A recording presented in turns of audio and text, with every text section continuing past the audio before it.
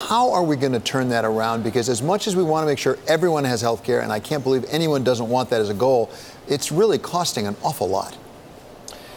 Well, remember, our healthcare system costs an awful lot. What we've seen, frankly, is that healthcare inflation on an annual basis has slowed since the passage of the Affordable Care Act, but that's no consolation to Americans who are still paying through the nose. And so, ultimately, if you want to tackle this question of cost, you've got to get at the cost, meaning you've got to start practicing less medicine, especially when it's just based on hopeful reimbursement than on actual quality. And so what I'd love to see the Trump administration do is continue what the Obama administration was doing, which is transferring our payment system away from one that values more medicine to one that values quality medicine, pay for outcomes rather than just more medicine. And that was something that we began under the Obama White House, but the Trump administration has stalled some of those payment innovations. So, Senator, you are advocating for a new law to deal with the so-called junk policies across the country, which I understand are sort of cut rate. They're cheaper, but they have a lot less coverage as well.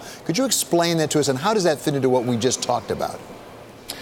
So what the Trump administration has done is open up the ability for Americans to buy unregulated health care. That means they don't have to have a minimum benefit package. They don't have to cover people with pre-existing conditions. And that, ultimately will be attractive to some younger, healthier Americans. The problem is, as younger, healthier Americans migrate to those unregulated plans, it leaves everybody who needs health care, people with pre-existing conditions, for instance, in the regulated markets. And you are back to the exact same problem that existed 10 years ago, the cost of health care being prohibitive for people that actually need it. And so, insurance should be insurance, meaning that everybody should be in the same pool. And ultimately, people who are lucky enough to be healthy should help to pay for people who are unlucky enough to have complicated diagnoses. And what Trump is doing is pulling apart those pools, which is going to make health care basically unaffordable for a lot of folks. So, Senator, when President Trump came into office, he made no mistake of the fact that he really wanted to repeal Obamacare outright, and there was a couple of attempts to do that didn't get anywhere last year. At the same time, most of the reporting says that actually it's working better, that in fact insurance companies are making more money off of it, that insurance premiums are either going down or at least they're not going up quite as fast. The Trump administration actually has suggested maybe they deserve some credit for it. I'm going to quote right now from Secretary Azar, who said the president, who is supposedly trying to sabotage the Affordable Care Act, has proven better at managing it than the president who wrote the law. Does he have a point? Because it does appear Obamacare is working better now under the Republicans.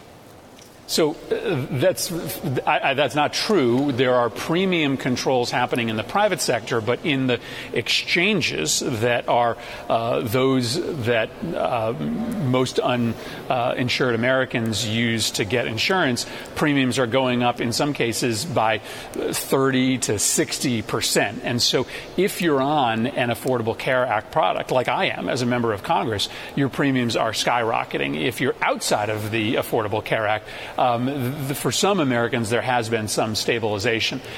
So, no, I don't think the president gets credit for making the Affordable Care Act more affordable. In fact, the premiums in those exchanges is going up. Okay, finally, I don't want to let you go without talking about Jamal Khashoggi. This is the Saudi who is actually a U.S. national, also a correspondent, actually a reporter for the Washington Post, who has disappeared over in Istanbul. You've been very outspoken on this. Could you give us your views in a nutshell? And we'll flash up what you tweeted about it, actually. Yeah, he's a Saudi national, but a U.S. resident. He had come to the United States because he feared for his life and his safety inside Saudi Arabia because he had become a critic of the regime. He went to Istanbul to get some papers for his impending marriage, and he hasn't been seen since. There are some really awful reports suggesting that the Saudis murdered him inside the consulate and dismembered his body.